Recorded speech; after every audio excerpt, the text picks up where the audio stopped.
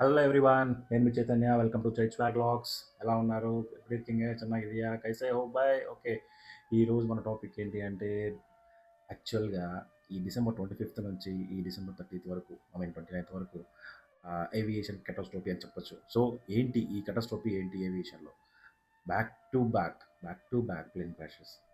So ఇది మన topic today. So మీరు యాజ్ యూజువల్ నాకు ఒక ఫేవర్ చేయాలి. ఏంటి అంటే సబ్స్క్రైబ్ చేయండి. ఇంకా ఫేవర్ చేయాలంటే ఒక లైక్, ఒక షేర్. ఓకే, సో ఇక టాపిక్లోకి వెళ్దామా? So December 25th Azerbaijan airlines crash అవ్వడం మీరు చూసారు యాక్చువల్గా. సో ఇందులో ఆల్మోస్ట్ 67 ప్యాసింజర్స్ ట్రావెల్ చేస్తుంటే 38 ప్యాసింజర్స్ లో క్యాజువాలిటీ రిపోర్ట్ చేయబడింది. ఇంకోటి ఏంటి అంటే ఇక్కడ ప్యాసింజర్ మీడియాకి చెప్పడం ఏంటి అంటే ప్లేన్ క్రాష్ అవ్వక ముందు సౌండ్ వినిపించింది. సో దాని తర్వాతనే క్రాష్ అవ్వడం స్టార్ట్ అయిందని ఆయన చెప్పడం మీడియాకి. సో ఇలా చెప్పడంతో ఈ కేసులో కొత్త కోణం అనేది స్టార్ట్ అయింది ఇంట్రాగేషన్లో. అది ఏంటి అంటే ఏదన్నా ఒక ఏరోప్లేన్ క్రాష్ అవ్వకముందు ఇలా సౌండ్ వచ్చిందంటే ఏదన్నా ఎయిర్ డిఫెన్స్ సిస్టమ్ దీన్ని లాక్ చేసినట్టు. సో ఇంట్రాగేట్ చేస్తున్నప్పుడు బయటపడింది ఏంటి అంటే రష్యా ఎయిర్ డిఫెన్స్ సిస్టమ్ అనేది దీన్ని లాక్ చేసి క్రాష్ చేసింది అనేసి. సో దీన్ని రష్యా ప్రెసిడెంట్ పుతిన్ గారు ఎవరైతే ఉన్నారో దీన్ని ఆల్రెడీ ఈ విషయం మీద అపాలగైజ్ చేశారు. కానీ అజర్బైజాన్ గవర్నమెంట్ దీన్ని యాక్సెప్ట్ చేయకుండా దీనికి కావాల్సిన కాంపన్సేషన్ అడిగింది. సో ఫస్ట్ కాంపన్సేషన్ ఏంటి అంటే 38 ప్యాసింజర్స్ చనిపోయారు కదా, సో వాళ్ళందరికీ రష్యన్ గవర్నమెంట్ కాంపన్సేట్ చేయాలని. సో సెకండ్ ఏంటంటే ఏదైతే ఆ ఎయిర్లైన్ క్రాష్ అయిందో సేమ్ కాన్ఫిగరేషన్తో ఇంకొక ఎయిర్ బస్ తీసివ్వాలని రష్యన్ గవర్నమెంట్ రిక్వెస్ట్ చేయడం. మూడోది ఏదైతే ఇప్పుడు అజర్బైజాన్ ఎయిర్లైన్ డిఫర్మేషన్ అయితే జరిగిందో ఈ ఈ పర్టికులర్ క్రాష్ వల్ల, సో దానికి కావాల్సిన కాంపన్సేషన్ కూడా రష్యన్ గవర్నమెంట్ ఫుల్ఫిల్ చేయాలని కోరింది. సో ఇది ఈ సిచ్యువేషన్స్ ఎవరికి ప్లస్ అంటే ఉక్రెయిన్ గవర్నమెంట్కి, ఎందుకంటే ఆల్రెడీ వాళ్ళకి వార్ జరుగుతున్నాయి కాబట్టి. సో ఇది ఉక్రెయిన్ గవర్నమెంట్కి ప్లస్ అవుతుంది. ఎలా అంటే ఒక సివిలియన్ యూజ్ చేస్తున్న ఒక ప్లేన్ని క్రాష్ చేయడం, అది వాళ్ళ డిఫెన్స్ సిస్టమ్ యూజ్ చేసి, it's very black mark to that government. ఇది అజర్బైజాన్ ప్లేన్ క్రాష్ యొక్క కన్క్లూజన్. సో ఈరోజు మళ్ళీ ఇంకో ఇన్సిడెంట్ జరిగింది సౌత్ కొరియాలో. అదేంటి అంటే జీజు అనే ఎయిర్లైన్ 181 ప్యాసింజర్స్తో బ్యాంకాక్ నుంచి, మేము థాయిలాండ్ బ్యాంకాక్ నుంచి సౌత్ కొరియాలో ఉన్న ముఆన్ ఇంటర్నేషనల్ ఎయిర్పోర్ట్కి వస్తుండగా, సో ఇంకా ల్యాండింగ్కి 200 మీటర్స్ డిస్టెన్స్లో ఉన్నప్పుడు ఒక bunch of birds one of the వింగ్లో ఉన్న ఇంజిన్ హిట్ చేయడం వల్ల, ఆ ఇంజిన్ ఫెయిల్యూర్ అవ్వడం వల్ల ల్యాండ్ అయ్యేటప్పుడు ఆ హైడ్రాలిక్ ఇష్యూస్ రావడం స్టార్ట్ అయ్యింది. సో దానివల్ల కంప్లీట్ ల్యాండింగ్ గేట్స్ అనేవి ప్రాపర్గా ఓపెన్ అవ్వలేదు. సో దానివల్ల ఏంటంటే బెల్లీ ల్యాండింగ్ చేశారు. So proper belly landing, hats off to the pilots for this. ఎందుకంటే 2 వింగ్స్ పర్ఫెక్ట్ లెవెల్లో ల్యాండ్ చేశారు బెల్లీ ల్యాండింగ్. సో మీరు కొన్ని వీడియోస్ అయితే చూడొచ్చు ఆన్లైన్లో. ఏంటి లైక్ ఆ బెల్లీ ల్యాండింగ్ చేసినప్పుడు కూడా ఆ 2 వింగ్స్ కూడా ప్యారలల్గా పర్ఫెక్ట్గా వచ్చిందనమాట.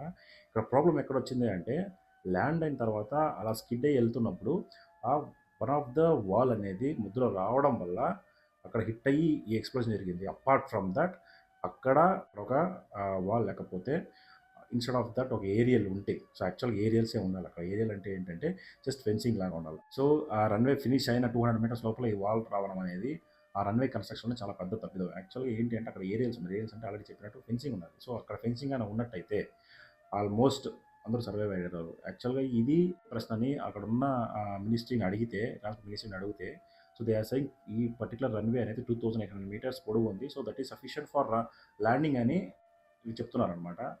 సో ఏదైతే ఏరోప్లేన్ ఉందో ఇది వచ్చి బోయింగ్ 737-800 మోడల్.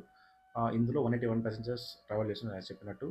ఇందులో 179 మెంబర్స్ చనిపోయారు. ఓన్లీ 2 మెంబర్స్ మాత్రమే బతకగలిగారు. అందులో ఒక crew member and 1 passenger. So ఇంకోటి ఏంటంటే ఇది ట్రాన్స్పోర్ట్ మినిస్ట్రీని రిపోర్ట్ చేసినప్పుడు వాళ్ళు ఏమన్నారంటే 32 ఫైర్ క్రాఫ్ట్స్ ఆర్ సెవరల్ హెలికాప్టర్స్ని పెట్టి అక్కడ ఉన్న ఎమర్జెన్సీ సిచ్యువేషన్ హ్యాండిల్ చేసి అని చెప్తారు మీడియాకి. ఇంకోటి ఏంటి అంటే ఈ బర్డ్ స్ట్రైక్ అనేది ఒక ఇంజన్కి, I mean one side of engine జరిగింది. సో బోయింగ్ 737-800కి ఒక క్యాపబిలిటీ ఉంది. ఏంటి అంటే it can fly only with 1 engine.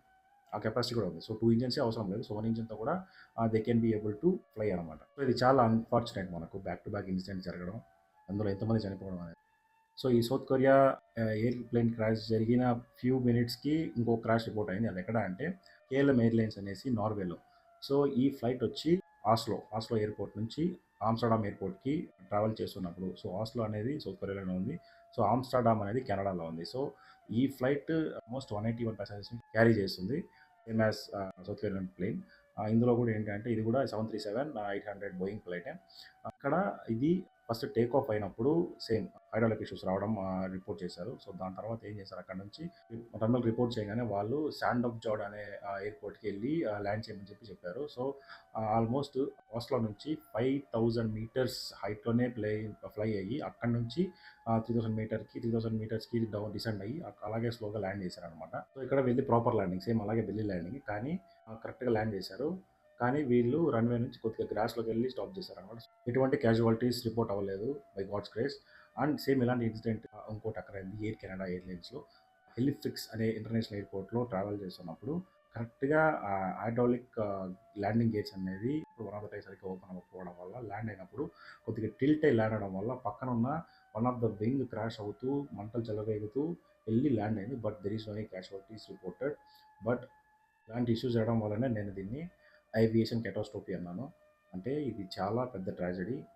Almost చాలామంది లైఫ్స్ లాస్ అయ్యారు. So my sincere condolences to the people who have loss their life. ఈ రెస్పెక్టివ్ గవర్నమెంట్స్ ఏవైతే ఉంటాయో ఆ కంట్రీస్లో సో టేక్ కేర్ చేస్తారని మనస్ఫూర్తిగా కోరుకుంటున్నాను. మళ్ళీ ఇలాంటి ఇష్యూస్ తలెత్తకూడదని ప్రతి ఒక్క కంట్రీలో ఉన్న ప్రతి ఒక్క ఏవియేషన్ డిపార్ట్మెంట్కి, డిఫెన్స్ సిస్టమ్స్కి ఎక్స్ట్రా కేర్ తీసుకొని ఆ ఫ్లై అయ్యేటప్పుడు ఆ కావాల్సిన పారామీటర్స్ అన్ని రీచెక్ చేసుకొని నడపాలని కోరుతున్నాను. సో ఇవ్వండి ఈరోజు జరిగిన issues. So I pray to the God ఈ ఇష్యూస్ మళ్ళీ మళ్ళీ జరగకూడదని మనస్ఫూర్తిగా దేవుణ్ణి కోరుకుంటూ ఇంతటితో ఈ వీడియో ముగిస్తున్నాను. Thanks everyone for watching this video and encouraging me. ఇలాంటి వీడియోస్ మీ అకౌంట్లోకి రావాలంటే సబ్స్క్రైబ్ చేసుకోండి. సో నేషనల్ ఇంటర్నేషనల్ అఫైర్స్ ఏదైనా కూడా పవర్ ప్యాకింగ్స్ అన్ని కూడా మినీ ప్యాక్ చేసి ముందుకు తీసుకొస్తాను. Stand for the truth behind, awake your voice. Signing off.